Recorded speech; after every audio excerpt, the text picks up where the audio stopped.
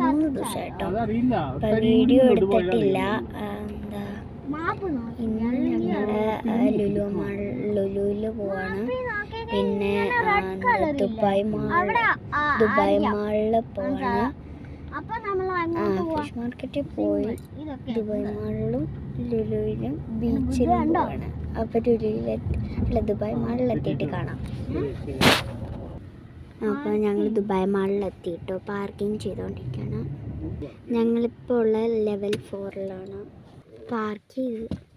അങ്ങനെ ഞങ്ങൾ Dubai മാളിലോട്ട് enter ചെയ്യുവാണ് ഗൈസ്. എൻ്റർ ചെയ്ത് ഗൈസ് കണ്ട ദുബായ് മാളിലാണ്. ഇവിടെ ഒരു ബിഗ് അക്വേറിയം ഉണ്ട് ഗൈസ്. ഞങ്ങൾ